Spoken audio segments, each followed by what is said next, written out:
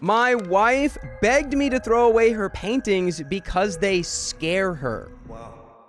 Or maybe they just suck. Me and my wife have been married for 3 years, together for 7, and we're both in our late 20s. My wife works in the healthcare field and she loves it, but her true passion is in art. She has a small side business of doing commissioned paintings and drawings, and she makes a lot of art in her free time, including clay sculpted pieces. Her art is all very beautiful and revolves around typically beautiful things like flowers and nature, and her commissions are usually pets or weddings. Normal stuff. However, about a month ago, she started to make creepy things, as she called it. It was inspired, I guess, from a section of the craft store she visits, filling up with new Halloween things early. This art is honestly incredibly disturbing. There's nothing wrong with that. No. You get tired of doing certain things and you got to try something else. And Halloween comes by, you want to get inspired. Anything will inspire you. So let the seasons She's got inspire you. the Halloween spirit. Yes. And I think that's a good point of like, yeah, if you've been just doing puppies and flowers for like ever, it's like, yeah, maybe I do want to do the creepy skull baby or something. Like, who knows? Yeah. Because you'll benefit one way or the other. You might not know where or how, when and how, or ever. But something I've heard is no effort is wasted effort. That's as long as you're doing something. Yes. All right, let's see what this art looks like. Oh, we get to look at it? Well, we've got some descriptions. Oh. Paintings of people with hollowed out eyes, gigantic black mouths, sculptures of disgusting looking creatures that she makes up. Honestly, it weirded me out, and it was so out of the ordinary for her, but I was prepared to let it go and let her creative creepy eventually simmer out. Except for one part, she literally gets scared of them. And by the way, this comes from user SadAppeal1368. If you want to submit your own stories, go to the r/OKStorytime subreddit. I'm Dakota. I'm Savannah, and today we have a very special guest with us today. Please introduce yourself and tell us what you do. My name's Mr. Let's Paint. I guess I paint and I do whatever I feel inspired to do, and that's about it. Thank you. Yes. Welcome, Mr. Let's Paint. Yeah. I'm very happy to have you here. Not really sure what I do half the time. Well, I saw you started working on the rendition of the hollowed out eyes. Ooh. Oh, God, I kind of went right up over your face. That was great. Oh, you don't want? Oh, yeah, nice. No, it was. You put it like in the perfect position. Okay, yeah. I could just do the rest of the show this way. Mr. Hollowed Face. Mr. Hollowed Out, let's paint. So we're going to read some stories about art and creativity today and have some thoughts about it. And you can have thoughts down in the comments. And OP says, she will make these paintings and stare at them for a while and then literally shred the canvas because they scared her. Several clay pieces are currently in drawers in her studio, locked. She is genuinely terrified of her art, as ridiculous as that sounds. That actually sounds so awesome. I'm not going to lie. That's already the plot of like a movie. Yeah. Is she like, does she smoke a lot of weed or something? Yeah. What is she? Is she actually developing like paranoid delusions? Yes. You should make sure that that's not happening. Yeah. Maybe she needs to get a little exercise and stuff. Yeah, but maybe it could just be scaring her. Get into meditation and stuff like that. Yeah. Take a break. Start making Buddha paintings next. Stop going to the Halloween aisle. Your art gets scary. But I think that's the best kind. I went to the Spirits Yeah, store. she was at the Spirits Halloween store getting her inspo. But like, I think really good art should make you feel like I always know something is good when I have like a strong reaction to something. Yeah, and so if it's a negative reaction, that's also good. Yeah, can be a good thing. Evoking. Like that I think feeling. maybe sometimes an artist's goal is to have people like puke when they see their work. Yeah, or it could be. I have seen some of that. It's like the body horror stuff. That's really hard to look at sometimes. People they have puke buckets outside in the gallery there. That's crazy. It's like the Roman times. I don't know if that. I can't tell you when and where that happened. You've never been to one? I'm imagining that could be the case. It could be. It's a possibility. So it's endless. Hey guys, we're getting back to the stories here in just a second, but I have a huge problem. I just bought these 2 shrimp and they look so bored in my cage. I don't know what to do. I have to entertain them. Well, I've got a solution. You take your caged shrimp and you bring them to the OK Storytime live show. What? There's a live show? That's right. The OK Storytime live show is happening Saturday, September 26th, and it's our 2nd ever live show. OK Storytime Live! I'm the ugliest person in the entire world. Oh, so this is exclusive head. How fun. Early bird tickets are available for you and all of your shrimp for $10 until August 26th. Oh, just go to okop.show to get your tickets now. Do it. You and your shrimp. I don't really blame her because they are super creepy, but then why does she keep making them? I eventually asked her and she said she doesn't know. She just likes doing it. I think you also need to go to the church and make sure your wife's not accidentally channeling like evil energies through herself sometimes. Yeah. The way she got, I don't know why I'm making it. I just find myself making them. I wake up in the middle of the night and I'm making another clay sculpture of something I can't comprehend. Well, I mean, if she parlays that into like a gigantic, Nightmare Before Christmas kind of stop action, creepy thing, she could build a universe around it. And then who's writing to, Reddit complaining about their wife's crazy stuff? Yeah, because now now they're franchising. Yeah, you're doing pretty good. You could quit your job. So, OP says it then continued to get worse. She started to have genuine nightmares over it. And she woke me up crying only 2 nights ago because she needed me to throw out a painting she made earlier that day. I was creeped the F out, but I threw it away anyway. She proceeded to toss and turn the entire night because she was so scared. It's been going on for weeks now. She's genuinely in distress. She often puts up pieces on her website to sell. And now she's worried that she won't sell anything because she can't make anything she wants to keep. But here's the cherry on top. She came home yesterday with a whole bag of creepy supplies, and I told her then, no. OP says she can't keep making these art pieces that genuinely cause her discomfort and distress, both with scaring her and the worry about her business. I reminded her how much she enjoys making her other art that's not scaring her, and asked why she can't go back to that. She was very offended, and I do understand, but am I seriously the a-hole? And we've got some more info from OP in like the comments, but before we get into that, like, it's different because it's coming from a place of care. If the guy was just being like, I don't like your art and I think it's weird, so you should stop, I'd be like, yeah, that guy sucks. But like, yeah, exactly. You're seeing your partner like have nightmares and wake up like because they're so scared of their own art.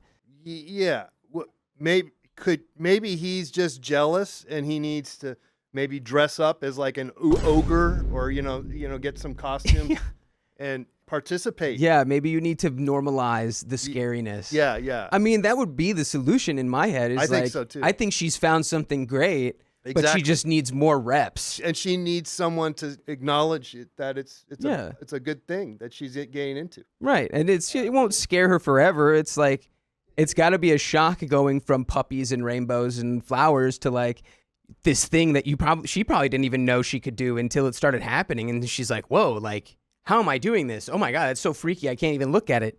Shred it up. That almost feels like part of the art. Yeah. It's like you could shred the painting and then put it back together. It's like, yeah, you gotta keep going. Yeah. With whatever that is. John, have you ever created something so scary that you had to throw it away?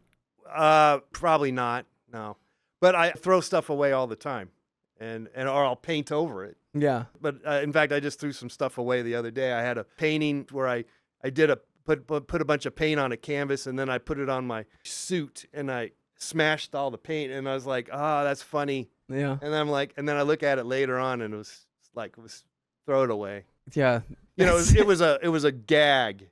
Right. And at the time it was like, I like this, but now it's like, okay, if that happened. Oh, let's get a viral video out of this. Yeah.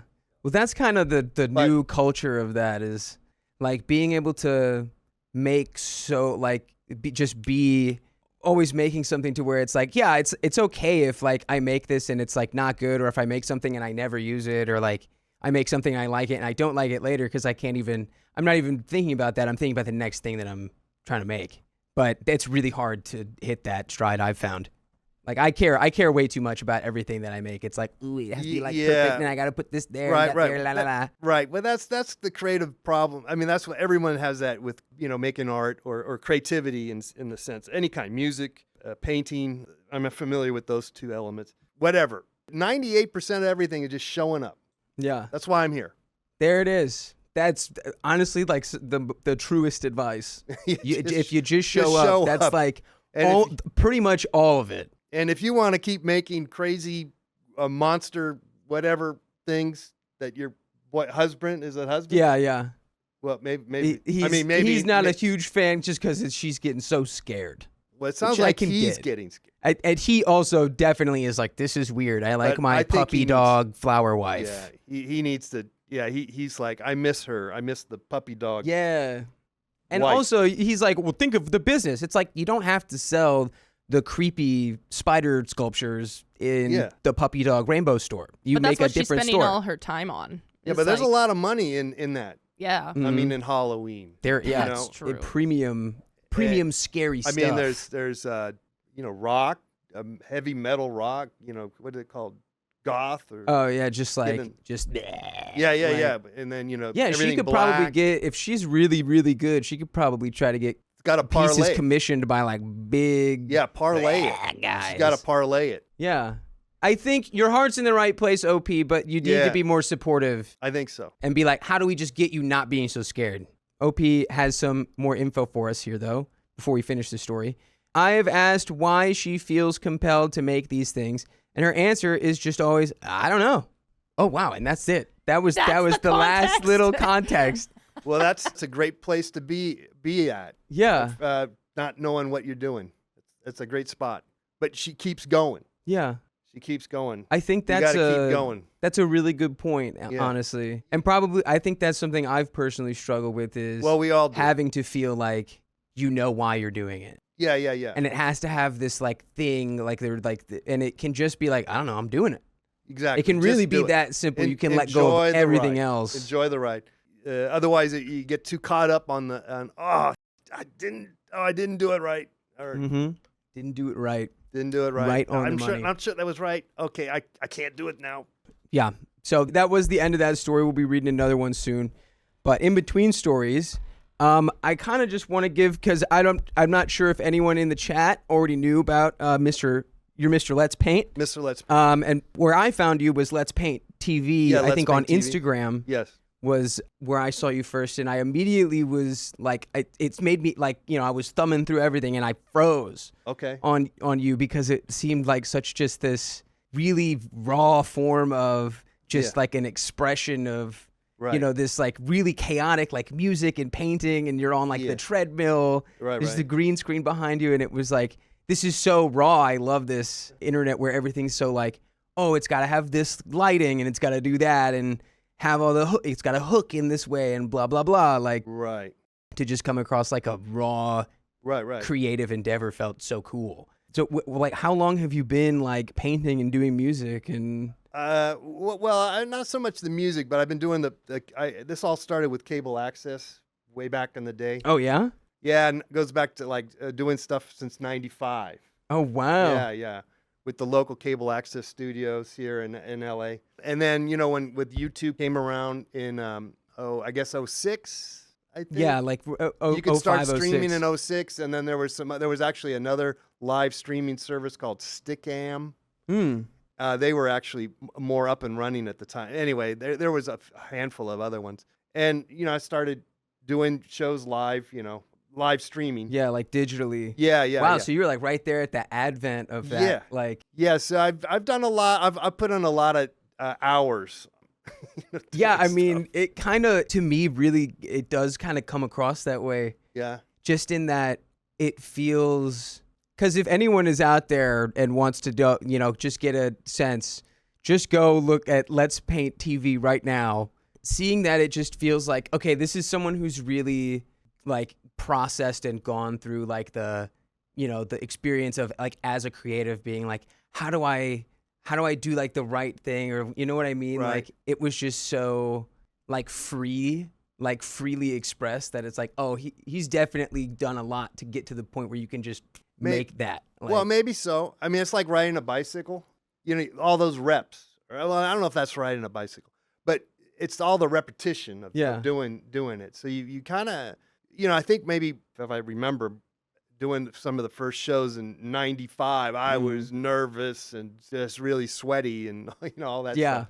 I'm glad I'm not the only one who sweats when they're nervous. Yeah. Well, that's a pretty common thing, actually. I've always had this thought of embracing failure and knowing that I'm not a trained actor. I did take a couple of improv classes, which, by the way, are good.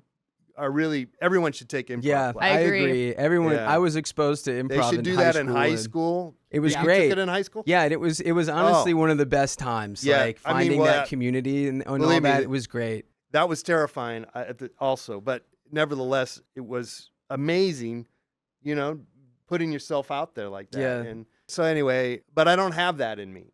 That other than taking a couple of classes, but. I spent most of the time as a visual artist.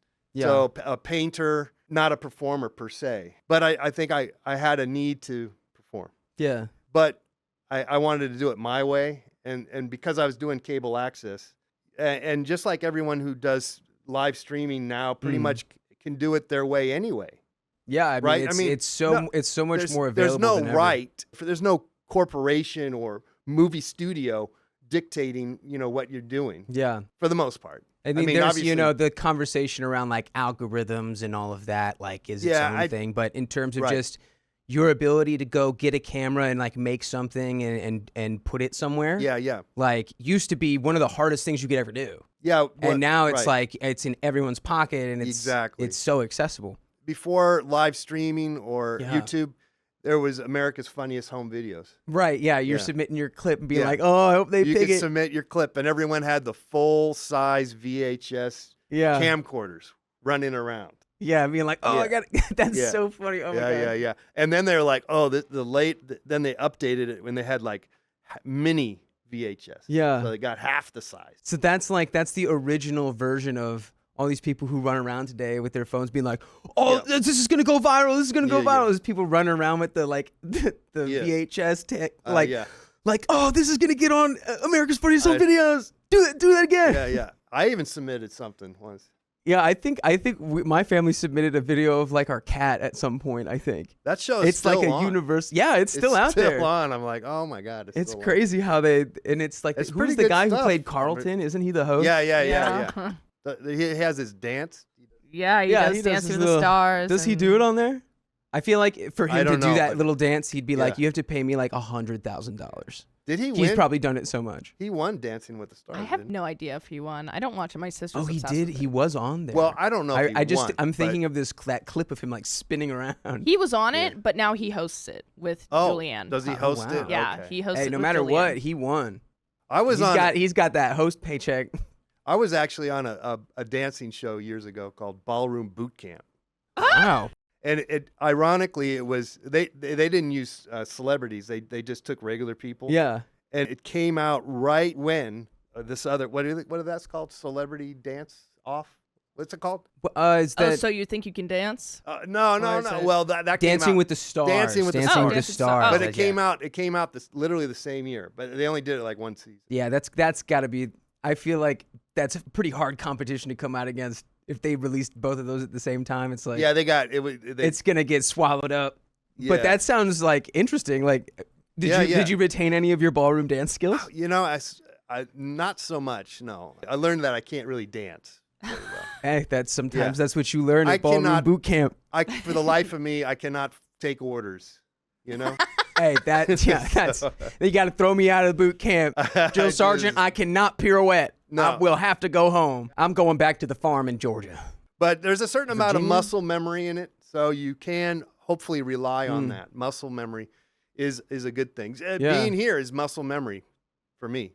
Yes. Well, good. I think applying muscle memory also to a creative process kind of works too. Yeah, like you're saying, just doing it. You've done this a few times. It's not like the first time you ever done this. Yeah, I remember doing it the first time was freaky. Yeah. I was trying to keep it level, but I was freaked out. But it's probably pretty good. It was Right? a really fun time by the I end know of that's it. the crazy thing. is Yeah. that even if you were incredibly nervous, you still kind of made something good out of it. Yeah, I was You hope. talking about this made me think about like back when I like the first time I ever acted in anything. When you brought up acting, like remembering that feeling of like I was so nervous, like I was like, yeah. like I did one show and it went really well, but then like the second show was happening and I had like eaten before it and I got so nervous that I could like. I was like panicking. I'm gonna barf out there on stage. Oh my god! Oh my god! Oh my god! Oh my god! Yeah. But like, it just like I contained it and you just got through it just right. And yeah, it's really it that kind of sticks around, I guess, until you hit that rep number. Once you get over the Once hump. you've gotten there, Because you know you've done it before. yeah. Like I've done some performances where I was gravely ill. Oh, You know, like the Michael Jordan flu game. well, kind of, yeah, exactly. Like where straight up, you get on an airplane and you ate some chicken dish or something. Oh yeah. And then the next day you're supposed to perform, and that whole day you're just on the toilet. Yeah, you're just being Yeah. violated by And the loss of nature. I felt as though I came out of it in terms of I did the performance, but I think I had one of my better performances. Because Yeah, you're and it's not, you like- probably weren't thinking about the performance. You were like, oh God, I'm so sick, and so then you didn't have to. It kind of like, sort of the performance kind of. I think I just realized I like performing, yeah. yeah. and even if I'm about to Yeah, because you never know what might come out of it. Like exactly. that reminds me of how like John Lennon he sang he was sick and he still tried to record it, and that's how he got that like gravelly scream voice he Yeah. had in like the later It's gotta albums. be. It's like Yeah, there's yeah, always an evolution. Yeah, yeah, and yeah. you never know when it could happen or what might cause it. Yeah. But you just So got to show up and do it. Right. So sometimes you're not your optimum. You have to like find another way. Yeah. But we do have another story. Yes, we do. Oh, So really? Yes. Thought we were over with those stories. My husband refuses to earn more for our family because of his artistic mentality. Uh-oh. I am 31 female, my husband is 34 male, and we met in our early 20s. I was struggling to get through art school while holding down multiple jobs.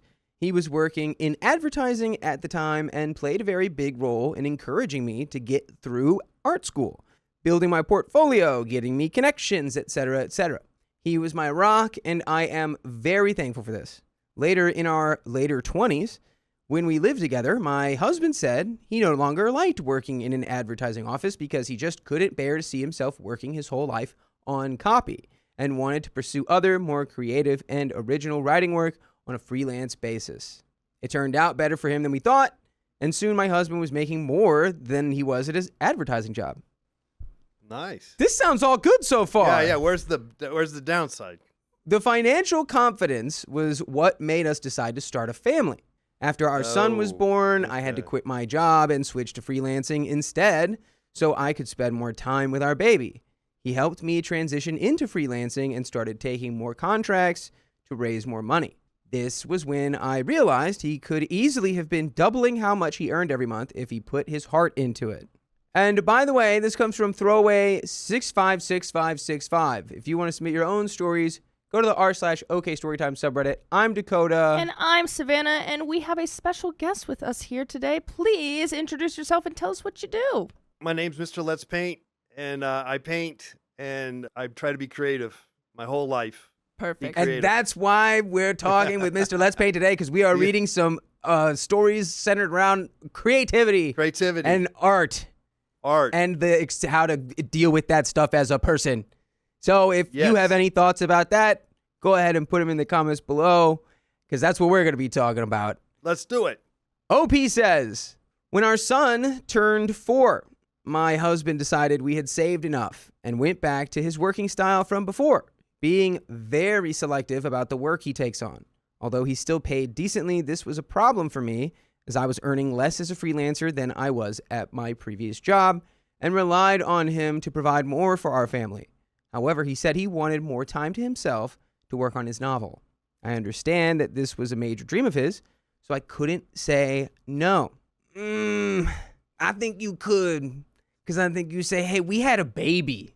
We have a 4-year-old. I'm not saying you got to stop doing the novel, but like, You got to put being able to make sure that the 4-year-old in our family is like financially sound while also working on the novel. I don't know. There's a thing called balance, and I don't think he's doing that very well. Yeah, but he's this artist. He's trying to be true artist. Yeah.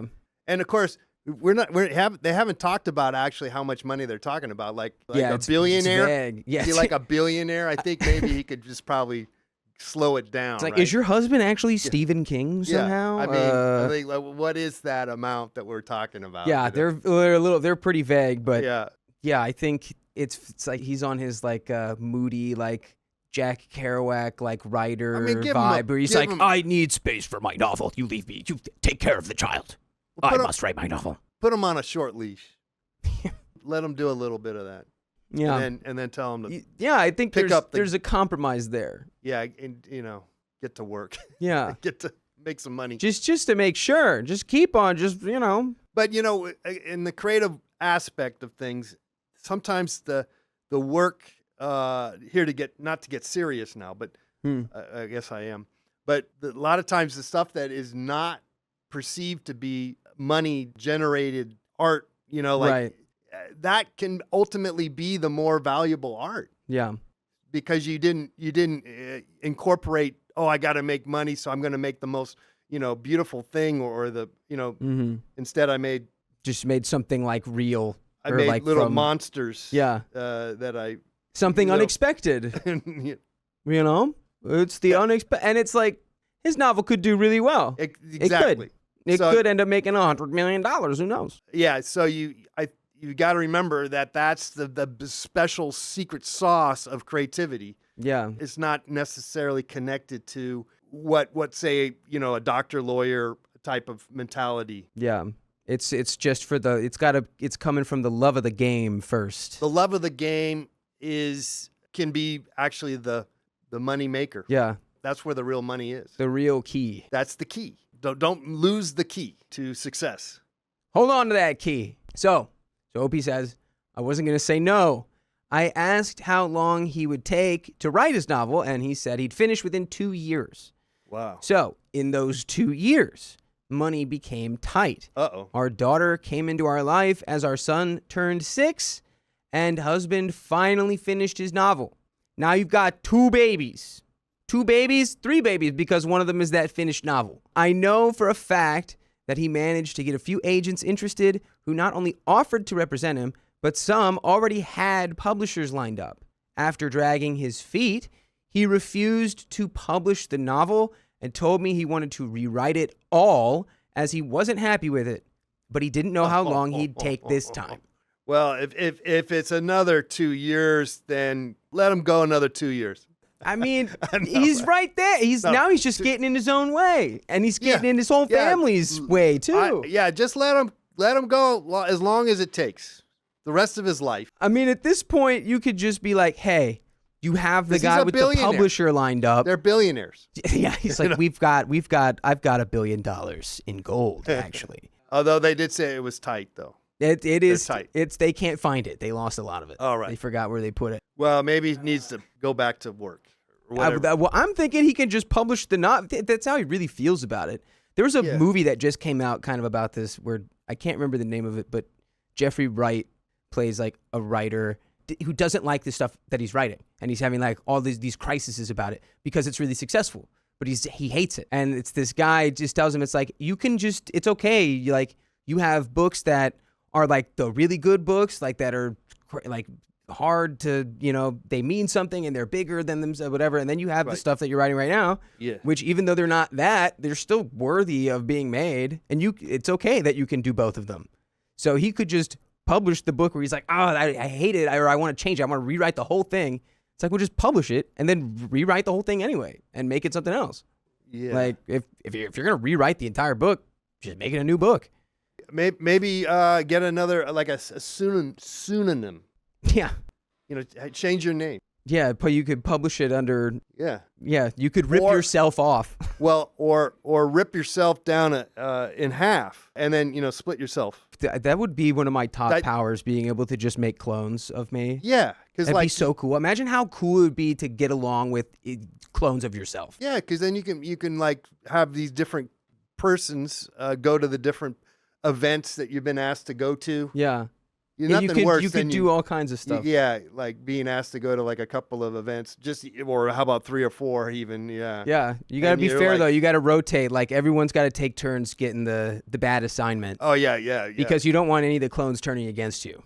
That's Okay. scary. Yeah, That's when yeah. the clones get scary. this is a movie idea. This is guys, don't let your clones get upset. Always pay attention to what your clones need. The clone number 4 just gets all the raw deal on that. Yeah, he's just looking at you from the back. Yeah. Just Got me going He's doing scheming. jury duty and stuff. sorry, I was late. I had scheming clones I had to deal with. Anyways, so I was really upset because he doesn't seem to realize how much money 2 kids cost. It's not like it's just us 2 anymore. Yet he does not want to publish a completed novel that could bring in more money. He insists the novel will not earn that much money, but I just want him to get over this novelist phase.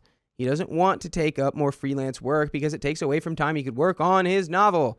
And he doesn't want to go back to advertising or take any number of corporate writing jobs that he's been offered multiple times. I've brought up the problem with finances over and over, but he gets all defensive, saying we make enough for food bills and rent. But he's not considering we should get a bigger place for the kids, and schools aren't cheap either. But his argument is that I'm not supporting his artistic interests when he had my back in our 20s, which really hurts, as I know I wouldn't be where I'm at without his encouragement. But the situation is totally different now. And by the way, your situation is you can listen to full episodes with stories like this on iHeartRadio or wherever you listen to podcasts. Just search OK Storytime. And we've got some more meat left on this story, but like it sounds like maybe we always suggest therapy. He sounds like a very sensitive guy. Couples therapy. Yeah, he's emotional about how he views his own work. But it's like when you have 2 kids, like, and you have something that could make money, like a novel just ready to go, it's like an absurd thing to not have it just be published.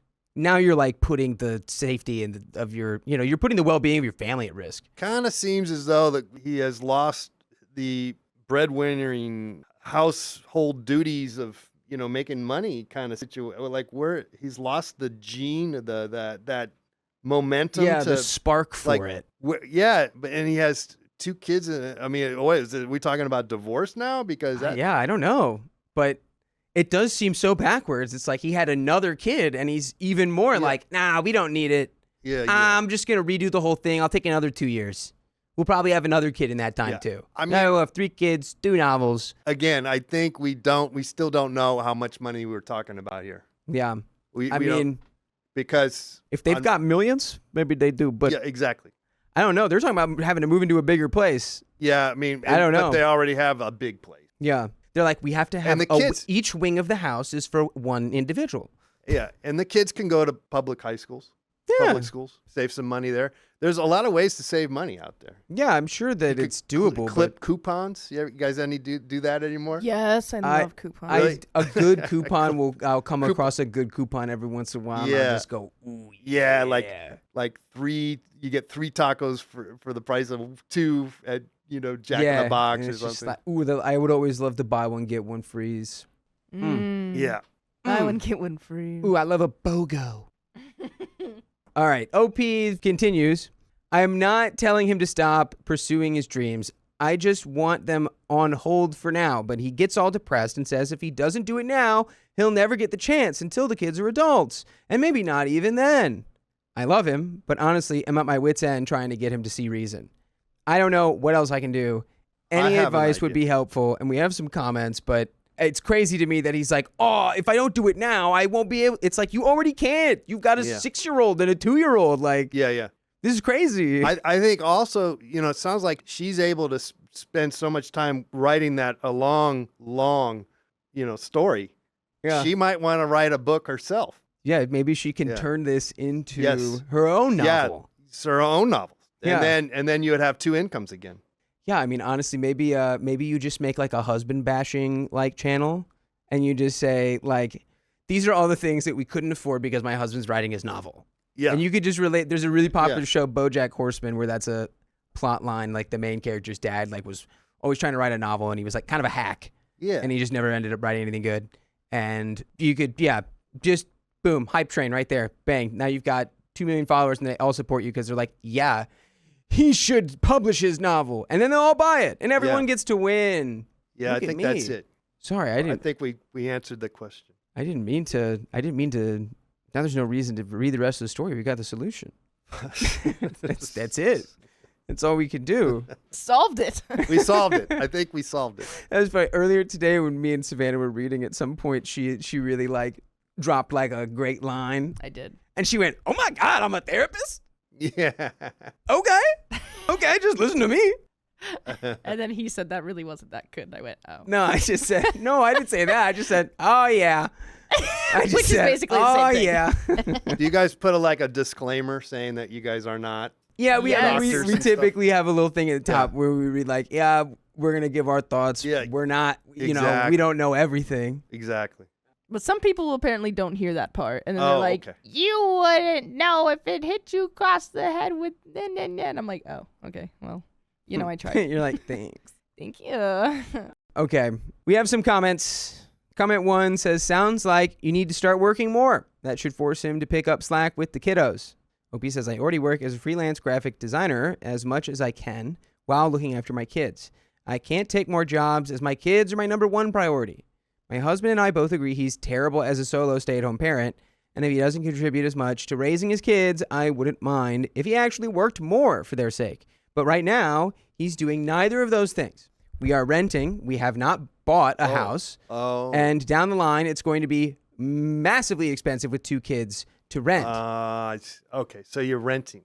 Yeah. And so at that point, it's like, yeah, especially if you got kids, it's like, yeah, you want to be able to have some place where you're not just throwing money to like the rental company. Yes, sounds like the book. That sounds like he's trying to go for the masterpiece.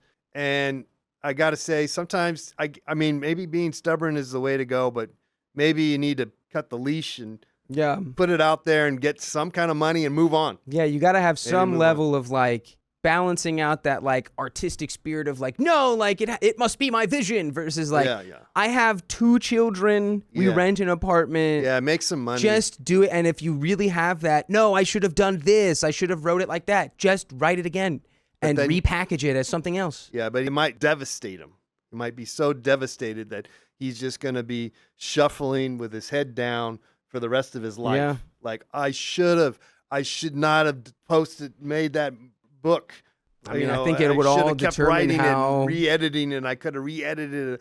Oh, I can't. I have to keep messing with it. Yeah. The Dune franchise would have never happened if that was the case. What is that guy? Frank Herbert made Dune, and then everyone was like, I love this, Paul Atreides. And he was like, he had to make more books because he's like, you guys aren't getting it. Anyway, I love that little fun fact. OP continues.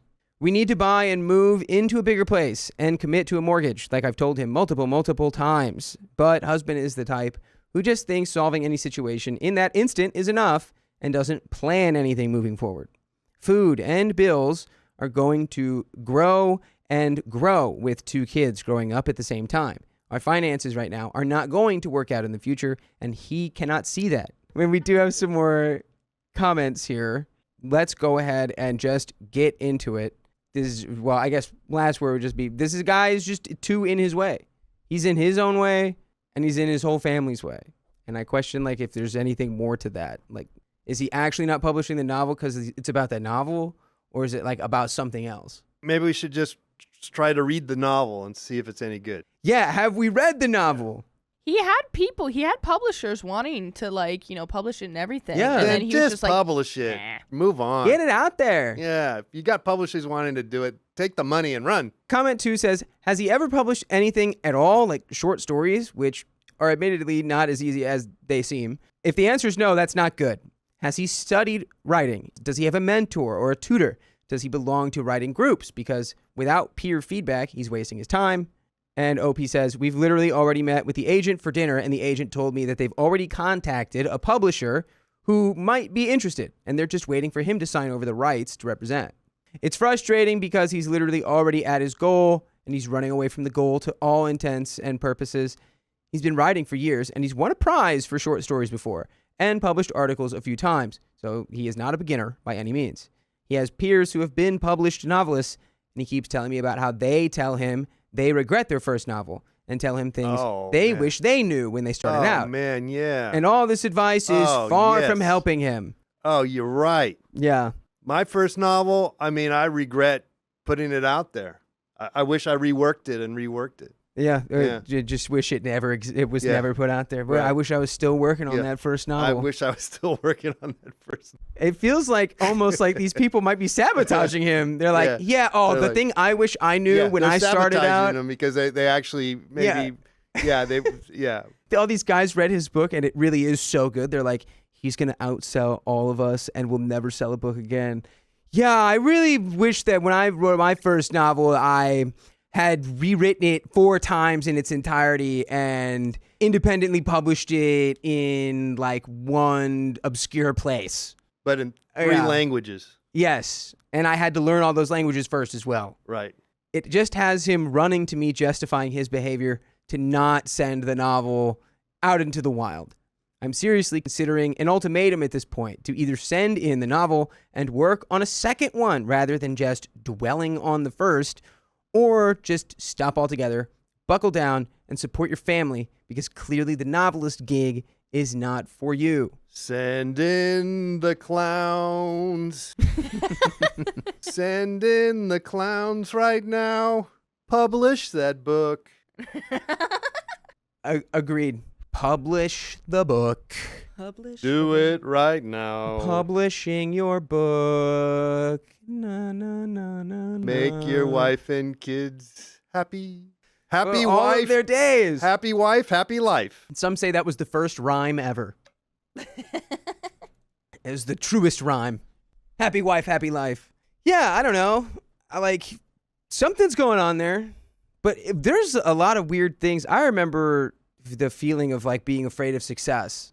But it's like that. Yeah. I don't think that guy's got that problem because he's already succeeded. He's got the awards. He's got. Yeah. He's already made the money, and at this point, he's like, no, I just want to make my one perfect golden egg.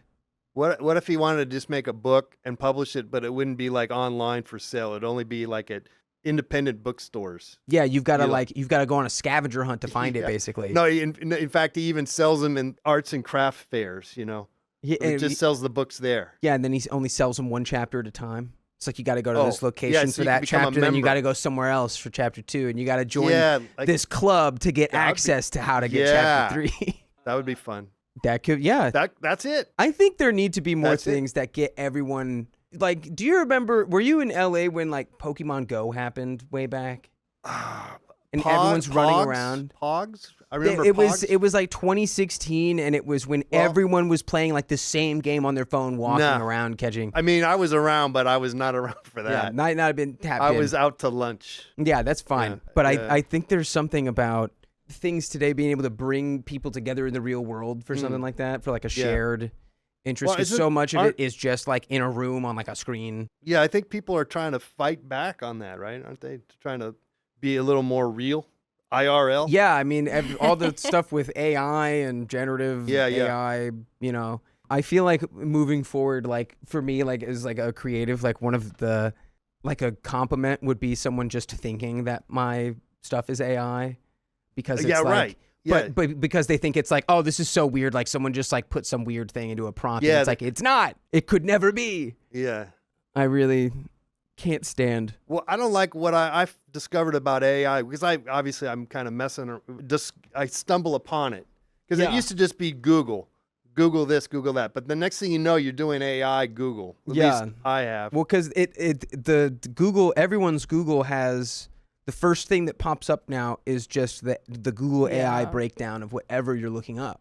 Yeah. And you don't get to turn that off. And then it asks you a question like, yeah, and it's like, oh, keep talking. and how many BMs did you have today? It's just It's all like, personal and stuff, and it's like that's why they need those giant data centers to keep track of it all. Yeah, they're really making the data centers just so Google can have an AI non-consensually talk to us first.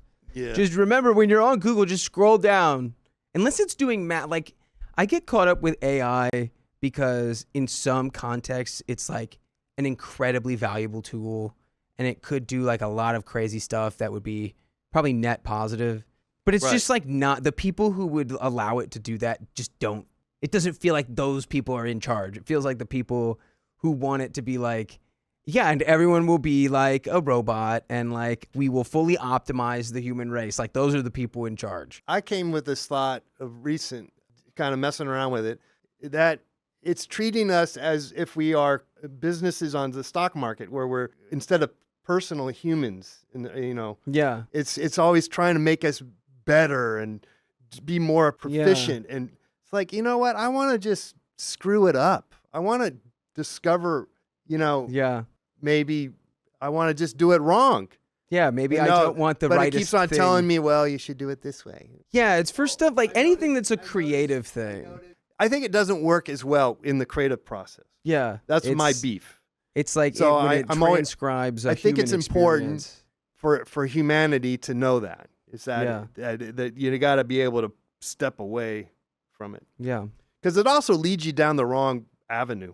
It can do all kinds of crazy stuff. It's not right always. Calling it AI is also just strange because it's literally just a predictive. It's not really an intelligent thing. It's just got so much information. Yeah, it's just that it can put together really good guesses Yeah. as to what someone wants to hear. Mm-hmm. So then it's like, well, then the power of that is like crazy to have, because if you can manipulate that, and then it's like, oh, you want people to be told Well, apparently this that's thing. what they're doing. Like, yeah. That's what they're so kinda doing. I don't use any of that stuff. So, and then the thing is, okay, so that's already being shoved in your face, and everybody's using it. But why do people then pay for it? Well, that's the new Why thing now. are you paying for it? Because already they've free. got like the tokens and stuff, and like it's like you need I'm to not there yet. have this. Yeah, I'm not going to but do that yet. it's just interesting. If it doesn't hold up, it's pretty wild. A lot of the places that fired employees to replace them with AI are now like backtracking and having to rehire a bunch of employees because the AI actually sucks and does not adequately do any of their jobs. All AI is just a gigantic clearinghouse of everything that's on the internet. Yeah, just a giant swamp, and it just like picks up some scum and throws it, and it's like, I you mean, guys it's like kinda that, handy. right? It's handy though. It is handy. Like if you need to know like the volume of like even for like big math things, like it can be pretty good. Yeah, at that. exactly. It's like, So yeah, it's cool. Yeah, it big has math its sucks. It has its uses. I want the I AI like it, that does but I all don't my like it. chores and is a It's a robot. love-hate relationship. I want it would be cool to have actual robots. Maybe not. I don't know. I let it be known. Any future hyper intelligent robots, you're cool. Right. Let's be cool. Yeah. You and me, the cool robots. I don't have anything against the robots. I have against the people using the robots. Right? Anyway, okay, that went a little off the. Yeah, that's got not a funny. story. This is all serious. Yeah, that went too far. I'm in Yeah. an existential crisis now. No, everything's funny. Think about 85 dachshunds wearing bow ties, and they all have fluffy curly hair. Fluffy curly haired dachshunds running through a field of grass wearing bow ties, and one of them has a birthday party hat on. It's his birthday. Good place. He's got so many friends. Great place to be. Ugh. Ready for our third and probably final story. All right, one more. One more, baby. My boyfriend insists we took an art class together, but I just can't remember it. Can't remember what. Remember what? So this is kind of weird, but I, 31 female, am at the end of my rope with this. Me and my partner Tom, 30 male, recently started dating again, and currently we have been together for 6 months. We were a couple 3 years ago during university, but we were close back then. But I ended up getting an amazing job offer from a big tech company and was required to relocate. Tom, unfortunately, was being forced to look after his 2 younger siblings after his mom passed. So we ended up separating when we realized it wasn't going to work. Last year, I moved back home after I went through a painful failed engagement and a combination of burnout and my dad not being in the best health. But we ended up getting back in touch, and one thing led to another. At the start of this month, I moved in with Tom after his final brother moved out to go to university. Stuff was great, and I was happy, and he seemed happy. And then something weird happened, and I don't know what to make of it. And by the way, this comes from throwaway a bunch of numbers. And if you want to submit your own stories, go to our subreddit, the r/OKStorytime subreddit. I'm Dakota. I'm Savannah, and today we have a special guest with us here. Tell us your name and what you do. Mr. Let's Paint. I paint, and sometimes I play music and stuff. Thank you for being here, Mr. Let's Paint. We are going to be reading some stories about painting and maybe making some music, making some art stuff. Maybe we'll make some art. And I think you've made some stuff there. Yeah, I was trying to keep track of it all. So, yeah. I like it. Yeah, I don't know. It's like just little notes. That's how my notes looked for a really long time. I like that you can still see like the hollow eye face like underneath the layers of it. It's still there. The face is still there. Oh.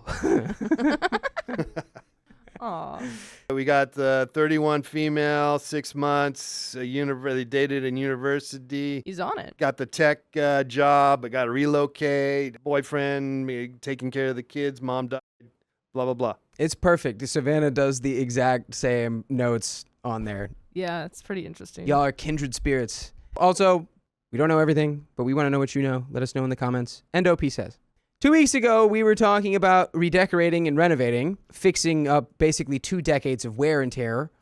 And Tom offhandedly mentioned that he still had paintings we did together in art class, which really confused me.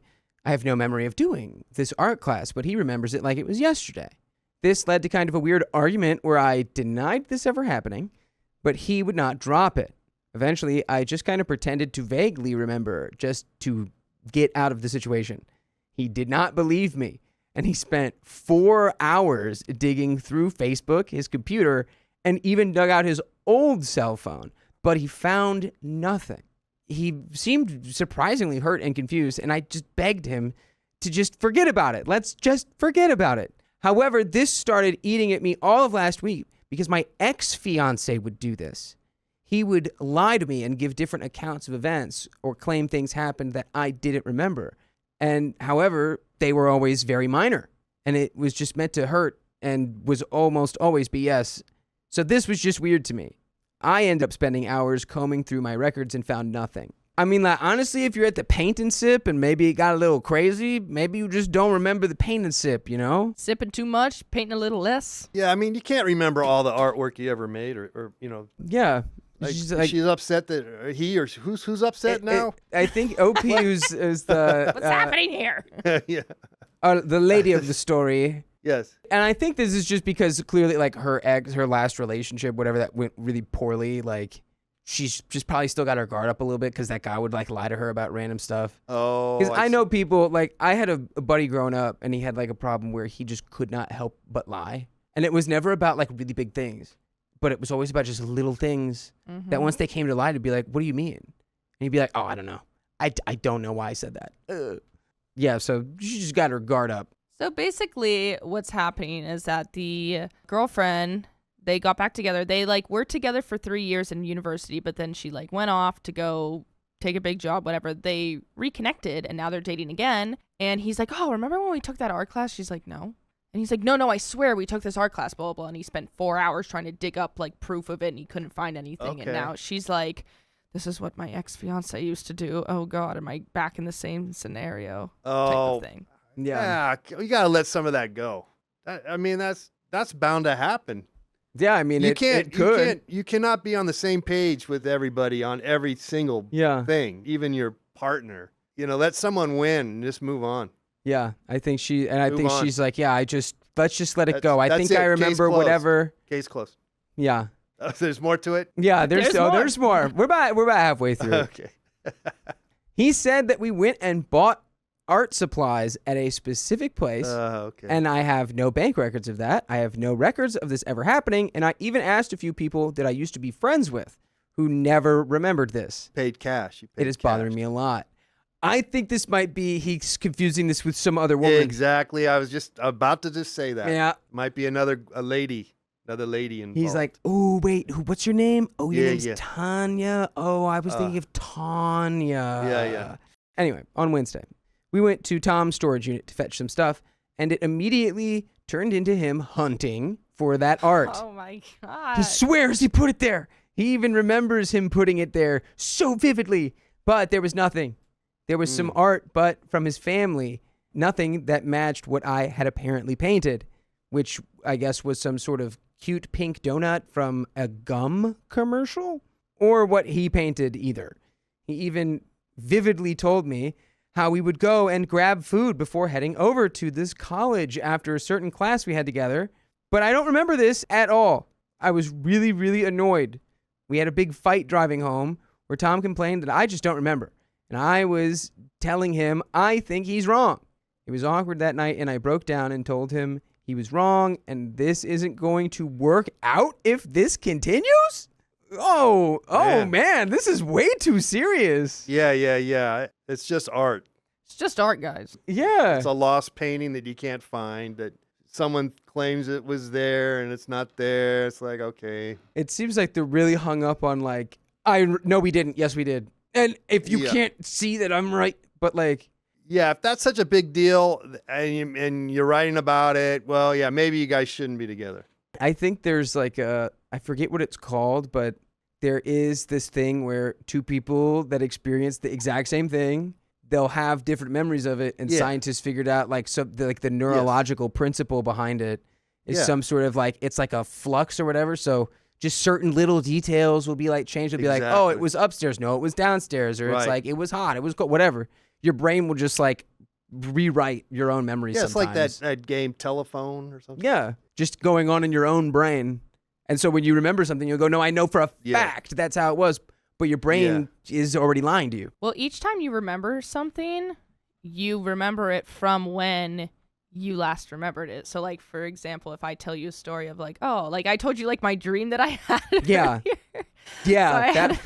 It was a weird dream. Crazy dream. But I told him I had this dream earlier, but now it's a different memory because it's me remembering that memory, you know? Yeah. Like, there's a whole science behind it. Yeah, dreams, I feel like, also have, like, their own rules.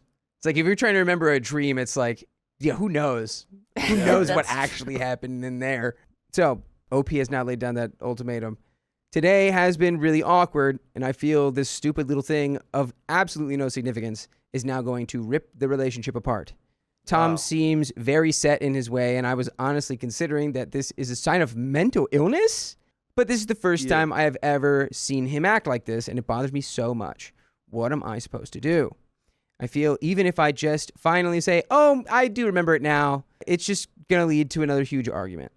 And there is a little update before we finish the story here. I think they should. I don't know. Really? Because someone in the comments said that she's getting triggered so hard by like her old relationship. Clearly, like she might not be ready. It's like just let you got to learn how to let things go sometimes. Yeah, where it's just like if you just drop that, and it's like I don't care either way. I don't care if you're remembering wrong. I don't care if I'm forgetting. It doesn't matter. I don't care. Yeah, it sounds like she's gonna do that for other things. Yeah, because you just don't want to be gaslit. What's that mean, What's that?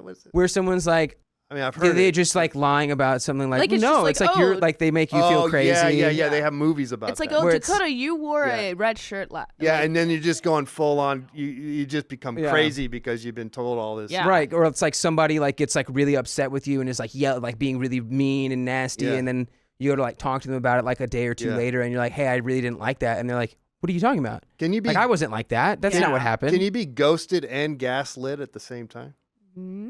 And set on fire? I mean, probably. It's possible, right? Two of the three for sure. And set on possible. Fire. Anything's possible. If you put your mind to it and you Let's have think gasoline. Let's think about it. Let's really extract this. All right, well, we got the update. Okay, update. I did what people suggested and sat him down and explained why it was bothering me so much.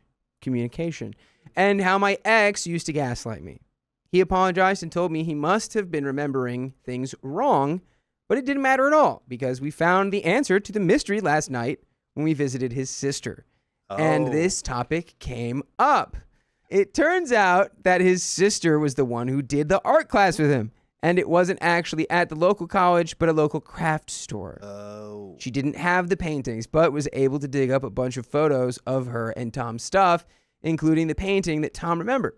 This was a weird last 2 weeks, and I'm glad it is over with. We were both wrong. And that is the end of that story. Yep. Okay. His brain just swamped his sister with you. That's weird. That is weird. Do they look? They must look alike. I would hope not. He's marrying his sister or dating. He kissed her sister. He's like, loophole. I'm not kissing my sister. She just looks like my sister. She's your mother. She's a daughter. That's not what they mean when they say keep it in the family. She's your mother. Your father. That is the end of that story. And I believe the end of this episode. Is the end of this episode. So the end. This is the end. This is the end. There's no Like we're debate Jim about Morrison. But John, if you would like to plug any of your things, where can people find you? What you want anything you want to give to the public? Totally shout yourself out. Yes. Well, I do a show live. I do a live on YouTube every Wednesday night. Every Wednesday, usually around 7-ish Pacific time. And then I post a lot of stuff on Instagram. What's your Instagram? At Let's Paint TV. We got Mr. Let's Paint at Let's Paint TV, LETSPAINT. And is that the same on TikTok? Yeah, I got it. Well, TikTok is screwed up. I messed that one up. You made a mess? And so it's not Let's Paint TV over there. It's Let's.Paint.TV. Just some dots. Put some dots on the I messed TikTok. that one up, yeah. Well, I very much enjoyed talking with you today, Mr. It was Let's a pleasure Paint. to come here and to talk about relationships. Yeah. And art and creativity. So that is the end of that story and the end of this episode. So if you love us, make sure you subscribe. And see you tomorrow. We love you.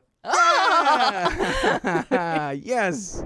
Hey, wait a minute. Don't go anywhere. Don't leave. We have bonus stories that we think you're going to really like. So stay tuned for the next one. My boyfriend's friend lied about having an intimate past with me. It ruined our relationship. Your boyfriend's friend did a fib? He probably misses your boyfriend. My boyfriend and I have been dating for about 10 weeks now. When he officially asked me to be his girlfriend, we mutually agreed to take things slow. Now, after almost 3 months, we decided it was time to meet each other's closest friends. By the way, this comes from Invisible Bid 95, and if you want to submit your own stories, go to r/OKStorytime subreddit. So, I know he has told his guy friends about me before, but it was always very vague. They just knew he was seeing someone. On Monday, my boyfriend and I were hanging out when I noticed he was being distant. For example, when I snuggled up next to him, he wouldn't hug me or show any affection like he usually does. I thought he was just having a bad day, so I initiated some spicy sleep thinking it would lighten his mood. After that, I asked him if he was hungry and if he wanted to order some food, to which he shrugged and said, "Don't know, I don't really care." At that moment, I kind of snapped at him and told him he should just tell me if he wanted to leave instead of treating me like this. He was silent for about 20 seconds, and then he asked me if I knew one of his guy friends. Let's just call him Alex. I told my boyfriend that I knew of him from when we talked about his friends, but I never actually met him before. He asked me if I was sure, and I said, yes, 100%, because I was absolutely certain I've never met this guy before in my life. My boyfriend was silent again, then looked at me and said, fine, before starting to put his shoes on and jacket. I asked him what's wrong, where he was going. He said, I would have been fine with you hooking up with one of my friends before, but the lying is something I'm not willing to put up with. I'll go for a walk, and I want you to be gone when I'm back, before slamming the door in my face. I literally stood there in shock, questioning if this was some kind of sick prank. After about 3 minutes, when I realized he was actually gone, I called my best friend and told her what had just happened. I was so confused, I couldn't even cry. I was just in shock. My best friend told me it was probably best to give him space and time, so I eventually packed my stuff and left. She picked me up at his place, and we drove straight to her since she didn't want me to sleep alone that night. I texted him, I just want you to know that I have no idea what you were talking about earlier. I'm not lying, and I do not know Alex. I'm very confused right now, but I want to give you the time and space you need. Please call me when you are ready to talk. I don't want to lose you over something like this. I love you. I turned off my phone so I wouldn't stare at it every 2 minutes, hoping he would reply. Obviously, I couldn't sleep that night, so around 3 a.m., I turned my phone back on and saw a lengthy text from him. He mainly stated how disappointed he was and how much I had hurt him. He told me he wanted to talk the next day at his house. Okay, my thoughts real quick. Are you going to believe Keon or a girl you've been seeing for about 3 months? I'm going to believe Keon. Oh, man, I've been through this. I'm gonna believe Keon. That's- always believe But me. Keon's not gonna lie to me either. No. Yeah. But Keon, this is evil Keon. That's what I'm saying. If he sends you that lengthy text saying how, disappointed he is, if I was her in this situation, I would take a step back. Be like, all right, believe your friends. This is just who I am. I think we should call it quits. All right, she's hooked up with your friend, or she's hooked up with another guy who you don't know. What's the difference? Yeah. There's no difference. So why does it even matter in the first place? At around 4 p.m., my best friend drove me back to his house and wanted to wait in the car for me. My boyfriend was already waiting for me, and I wanted to hug him, but he asked me not to touch him. I broke down crying in that moment. I couldn't get a word out. He tried to calm me down and eventually started talking. He told me that he had been hanging out with 5 of his guy friends when he casually mentioned that we were official now and that he wants me to join them on the next time the other guys brought their girlfriends. They congratulated him, and some of them asked questions like how old I was, where we met, etc. Alex then asked my boyfriend to show him a picture of me, which he did. That's when Mo, one of the other guys, looked at Alex, and Alex just asked my boyfriend if he was joking. My boyfriend asked why he would be joking, and Alex basically told him that he and I used to hook up occasionally for 5 months, 2 years ago. Mo immediately accused my boyfriend of breaking bro code, saying there was no way he didn't know. The other guys joined in saying it wasn't breaking bro code because Alex just banged me and it was nothing serious. My boyfriend was mortified and told him he never knew Alex had been with me and that I never told him. Even though I had seen Alex before in pictures my boyfriend had shown me in snaps Alex sends him. My boyfriend asked Alex if he didn't recognize me earlier from the things he had told the guys about me or from what he posted candid pictures of me, like me walking in front of him. Alex said no, claiming I had it changed a lot, which is true. I lost about 50 pounds and I wear my hair differently now. Then my boyfriend said Alex knew oddly specific things about my body, like tattoos that aren't visible unless I'm in underwear, scars.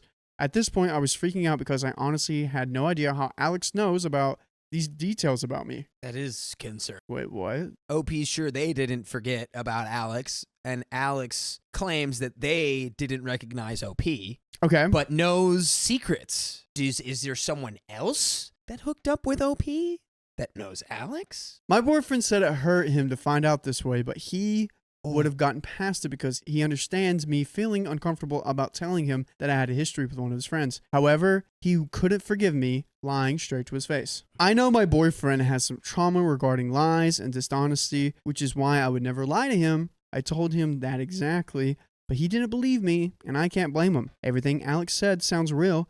While I'm desperately trying to win my boyfriend back, I'm also freaking out about the fact that Alex somehow knows what I look like unclothed. My boyfriend told me he doesn't know if he can move on from this. I asked him if he wanted a break. He just said, I don't know. I apologized, and now looking back, I realized that probably made him think I was admitting to it. I left his place and broke down crying in my best friend's car again. It's been 2 days, and he hasn't said anything. This uncertainty is unaliving me, and I honestly don't know what to do right now. How do I fix this relationship? I think you cut your losses, dude. Yeah. That is a trash way to respond to that. Mm-hmm. To make it like a test. It becomes a conversation of like, well, Alex told me that y'all did hook up, so it's like, why do you feel like you can't tell me that? It's not, oh, you failed the test, slam door in face. Don't let me see you here when I get back from my walk. It's like, that's not how you have a conversation about this. Someone said, must have stalked your social media. Yeah. Yeah. That's what I'm saying. In today's age, like, I would kind of do the same thing. If someone's like, oh, I'm dating this girl, I'm like, is it serious? Yeah, let me check her out. And, like, see, like, their profile. And, like, they have to have a like, an internet footprint. And if they don't, that's even a bigger red flag. Ew. This is weird. I do not sleep with my ex-boyfriend's friend. I'm not lying. I know everyone I've ever slept with, and he's not one of them. In the days after my initial post, when my ex went radio silent, I had all the time in the world to reflect on this relationship. I started to realize that there were only 2 options. Either my ex was lying to me, or Alex was lying to him. I stopped reaching out to my ex, and I guess I made him suspicious. 3 days after my post, my ex reached out to me through text, asking if we could talk. At this point, I wasn't sad, but mad. I texted him a message basically saying that I am not insane. I know what I did and what I didn't do, and that either Alex is ruining our relationship or he, my ex, is lying to me. I told him I was done being framed as a bad person when I've done nothing wrong. I also told him at this point there was no going back for me, especially as I realized I was starting to build resentment towards him for sleeping with me right before everything blew up. I'd rather wrap this breakup up as fast as possible. He read this message and was typing for like 20 minutes before calling me. He was crying and asked if we could meet up. I agreed, but only under one circumstance, that he brings all my stuff because I was not playing games anymore. I'm currently staying at my parents' house, so he drove here, still crying when he arrived. Honestly, I just wanted him to drop off my stuff and leave because I was scared I was going to cave in eventually. He asked me if he could come inside so he could explain himself. No, hey, explain yourself out here, dude. Trying time to explain. Oh, now we want to talk? We want to have conversations now? Well, not that somebody's little crying a weepy boy. I asked what there was to explain, but he insisted I deserved the truth before we broke up completely, so I let him in and we sat down to talk in my room. He told me that Alex did say he slept with me and that I'm not wifey material and my ex should break up with me. Alex told my ex to just ghost me because he didn't need to justify himself and that I didn't deserve closure. My ex, however, wanted me to admit sleeping with Alex, so he came up with this plan to test me. He lied about Alex knowing about my scars or tattoos. Wow, somehow even dumber. Let me give you a test you can't pass. I'm going to give you a test that's designed to fail. This is the Kobayashi Maru. Yeah. Yes. He was lying. Bro, when you're in a relationship, you have to protect your partner, and that is one of your main prerogative goals. And the fact that you were exposing her and feeling like she is unsafe, dude, you're going on my list, man. You were going on my list, and there's like a few people on it. But you're definitely on it, man. And this fires me up, dude. Oh my gosh. Dang. And then to have that response too, where she's like, no. And how does he know that? You go, you're a liar. Actually, sir, I hope you took a walk to a mirror and Holy looked in cow. it and realized that that was the liar.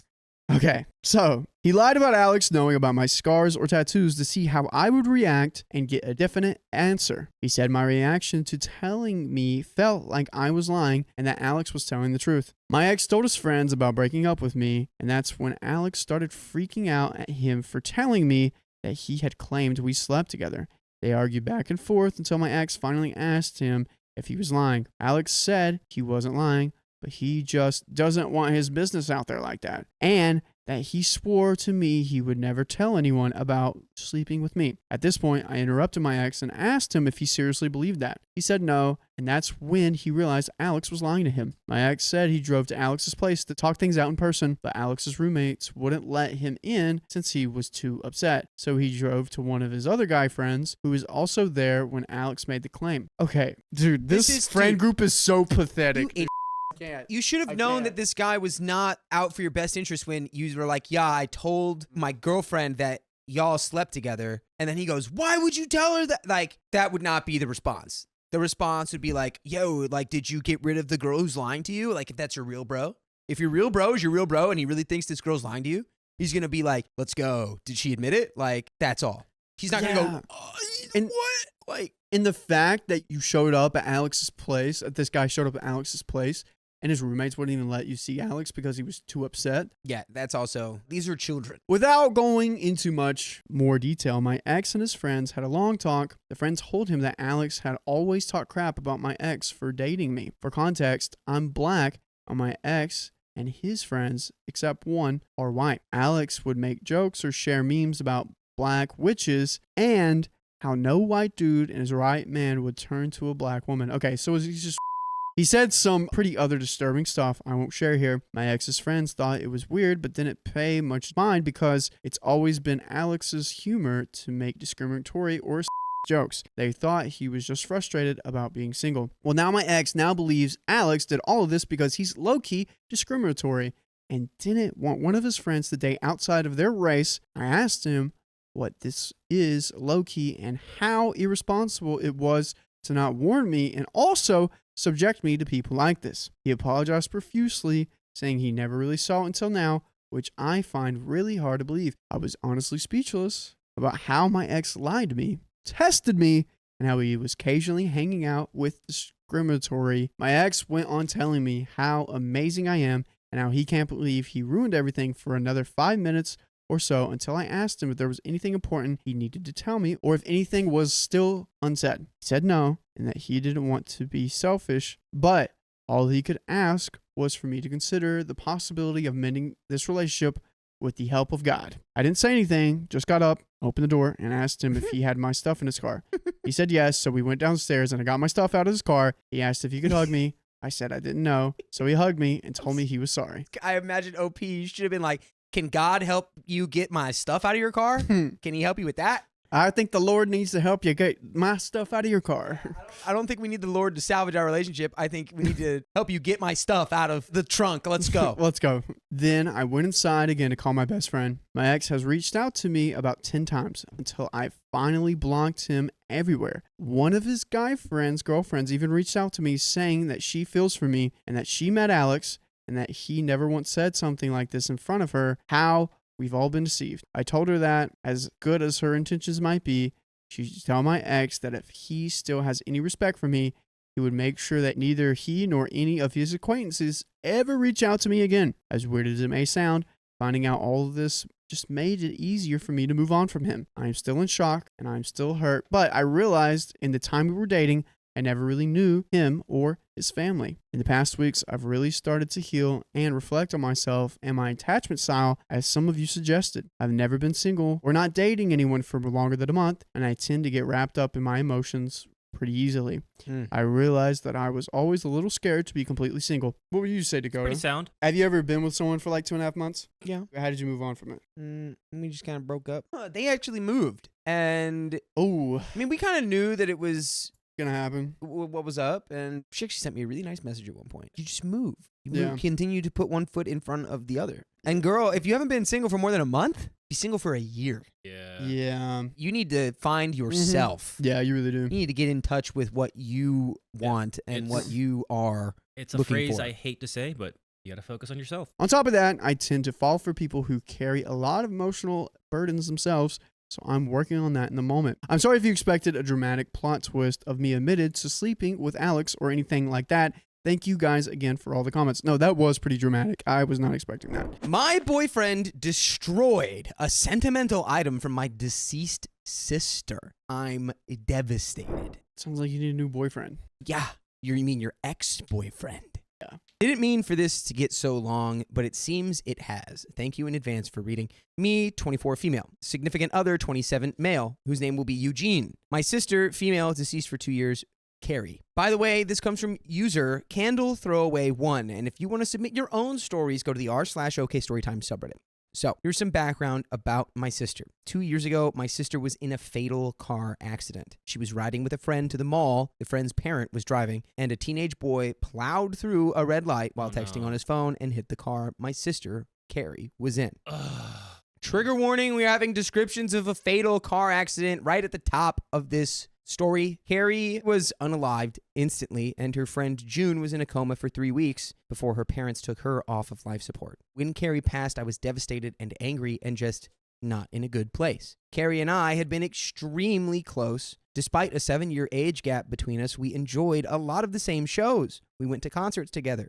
We volunteered together. And I took it upon myself to guide Carrie like any big sister would do. Our parents were extremely busy with work most days, and Carrie and I would often cook together and do crafts when we weren't too busy with schoolwork. Carrie wanted to be a NICU nurse when she grew up, and I helped her find a volunteer position at a local hospital to help her gain some experience being around patients. In short, Carrie was my sister and best friend, and when she passed, I was a mess.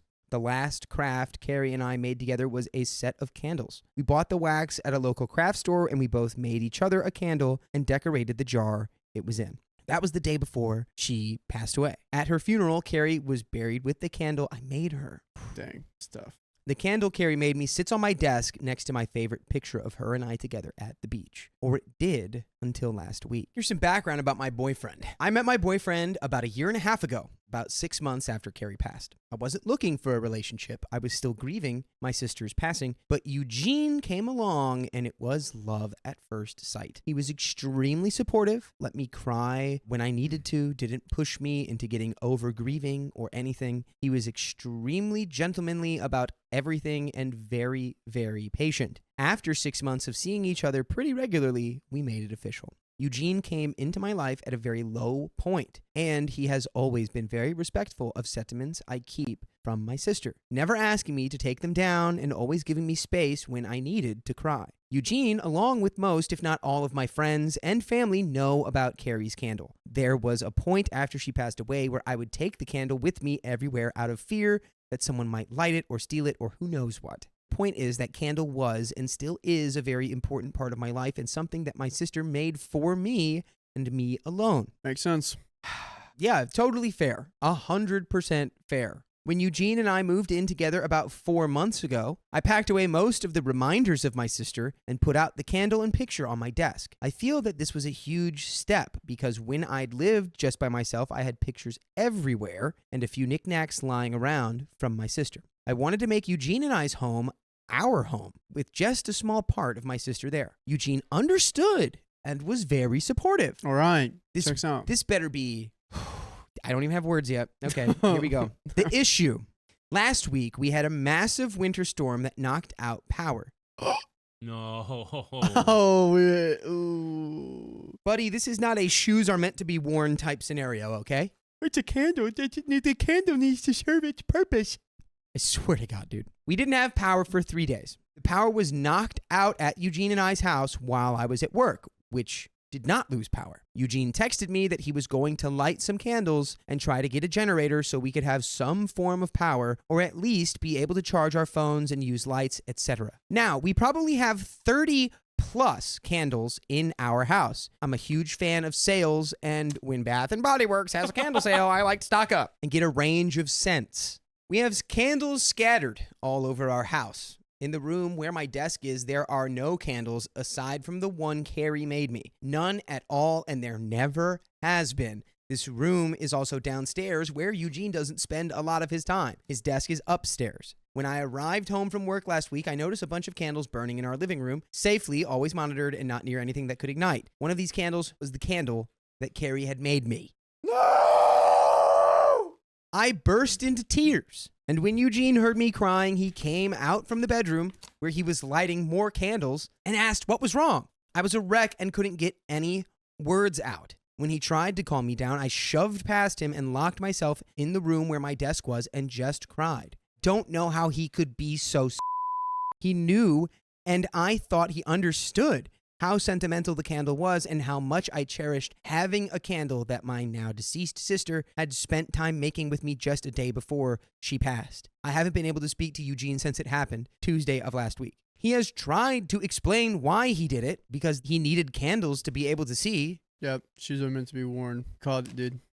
That's why we stock up. That's why we go to Bath & Body Works every 2 weeks and stock up on candles. Guys, you do the winter sale. It's buy 3, get 2. But I just can't wrap my head around it. He hadn't gotten into the large candle stash I have upstairs right by the living room where Carrie's candle was, but went downstairs out of the way to grab the most sentimental, cherished item I have. The candle was burning most of the day while I was at work and is now melted and pretty much gone. I do still have the jar it was in, but I can't look at it without bursting into tears. Reddit, what do I do? Eugene says that it was an accident, but I just don't believe that, and you shouldn't, because that is nonsense. The solution here is you break up with Eugene, because either it's an accident and he's the dumbest person you could possibly be with, or it wasn't an accident and he's the cruelest person you could possibly be with. I guarantee you, he's like, I don't want to light those single wick or the 3-wick candles you got from Bath & Body because they make my head hurt because there's too many scents in the house. So I went for that one specific candle that's not scented. He said he was getting around to lighting the candle surplus we have upstairs, but just hadn't gotten there yet after being home for 6 hours alone with no power. I'm heartbroken and feel like this is a major slap in the face. I feel disrespected. I feel like he disrespected my sister, and I just don't know what to do. I don't feel like I can forgive him for this. Can or should I try to work past this? Low key, if you really want this to work out, what I would do is probably like go to a counselor. Try and work this out, see what this is, understand everyone's emotions, get this out. It's a very sentimental thing. But if you want to work it out, that's the route. If you don't want to work it out, be with yourself for a little bit more, break up with him. Then it makes me think like, okay, if I get married to this dude, what other stuff is he going to do? Comment 1. This may be the wrong idea, and it may not help, but as a sentimental crafter, I have a thought. First, I'm so sorry about the candle. From what you've said about your boyfriend, I think he just wasn't thinking. It might not have even occurred to him to remember that candles are consumable and the wax would melt completely away.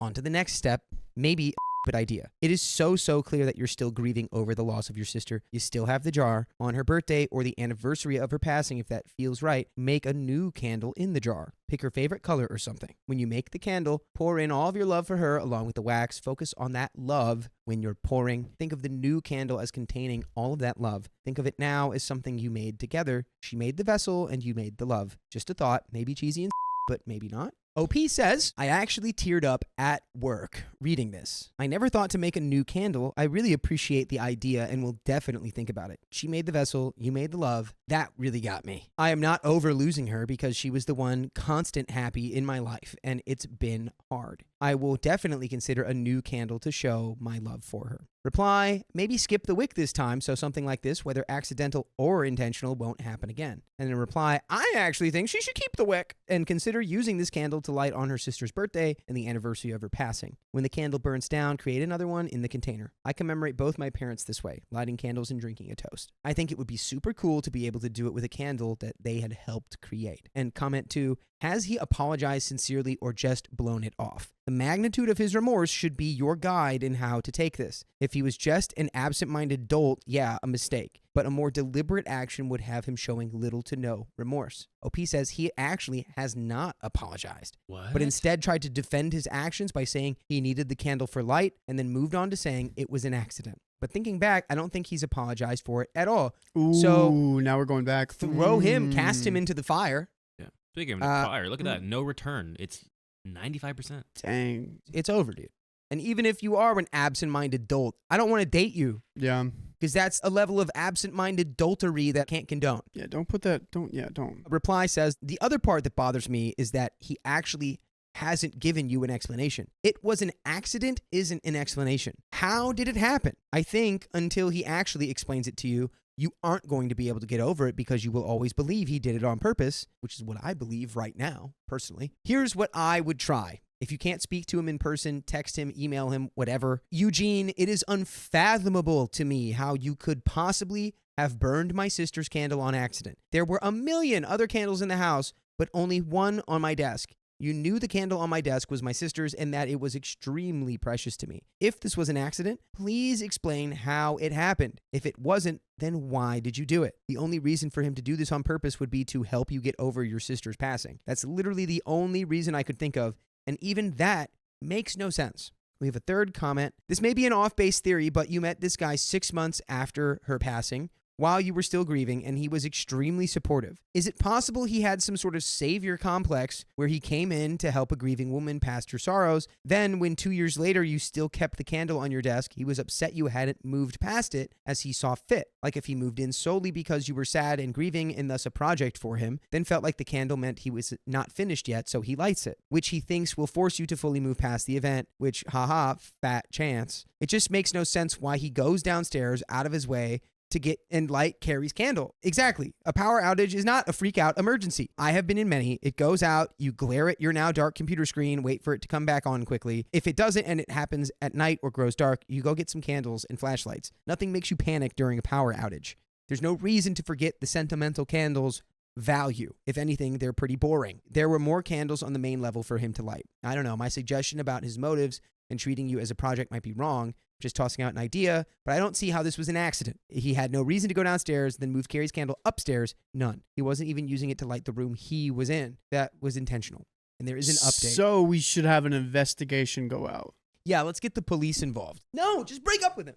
Well, I mean, what are we doing? Probably should look in more into it. It's not an accident. I guarantee you, this is exactly what he thought. You ready? This is going to make her get over it, and it's going to be fine. And she's going to thank me later. He lit that candle, thinking that he was being some sort of savior, God complex, whatever. She gets home, immediately breaks down. So he goes, oh, I've made a mistake. I must now say it was an accident. That's the hill I'll on. He'll never admit it now because he knows how wrong he was, but that's exactly why he did it. Yeah, everyone's saying it's weaponized incompetence and he's going to just do it again, like we confirmed. Yeah. Anyway, let's get into the update. My original post was the day before Thanksgiving. Eugene and I had planned to spend Thanksgiving with my parents, but that did not end up happening. On my way home from work, I stopped at a local craft store to pick up supplies to make a new memorial candle for Carrie. Thank you to the user who suggested this amazing, heartfelt idea. My parents and I spend a day remembering Carrie and making a new candle using some of the wax from the original candle. I also ended up purchasing a locket and having some of the remaining wax from the candle put inside and the locket welded shut by a friend. That's so sweet. That is I love sweet. that. So on the evening of my post, I got home and Eugene said he wanted to talk. I agreed that we needed to clear the air before Thanksgiving, so we sat in the living room and started to talk. I was not ready for what he told me. A few commenters from my original post seemed to hit the nail on the head in a way. Eugene told me that when we first met, he was extremely turned on by the fact that I was essentially a damsel in distress. I just lost my sister recently. I was in a massive depression. I wasn't myself. And that turned him on both spicily and in a protective way. I'm a yuck that yum, dude. What are you doing? Yeah. That's Second that. That's like something you go to therapy to figure out. Over the past few months, I've started to become more myself. I got promoted at my job, I've joined a cooking class, and have gone out more. And I've definitely moved away from being a damsel in distress in the eyes of Eugene. He went on to explain that he burned the candle in hopes that it would throw me back into that phase because that is the only time he felt he was attracted to me. That's worse than anything I could have possibly guessed. Oh, dude, I'm burying you. Are you serious? Oh, that is Buried. crazy. They're going to have to find you if I'm in this position. That's crazy, dude. Wow, that's a new one. I have to sleep tonight. Yeah, Dang. when you realize that about yourself, you shouldn't go, all right, I figured out my kink. You need Yeah. to go, I need to go unpack at therapy and find a more appropriate and healthy vehicle of attraction. Two things must have happened. One, thought of the idea of like, how do I get back with her? Power outage happened. Boom. He figured it out. Or two, he made the power outage happen. Yeah, didn't happen at Probably. work. While you were not at work, while you were at home and your girlfriend was at home. Dang, dude.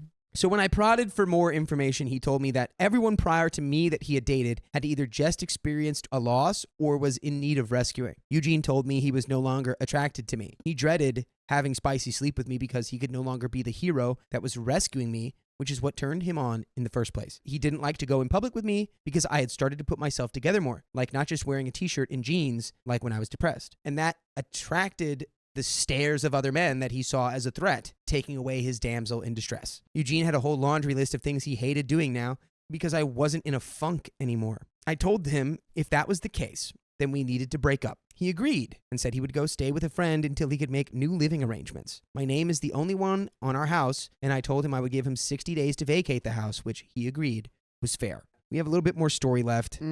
Riley?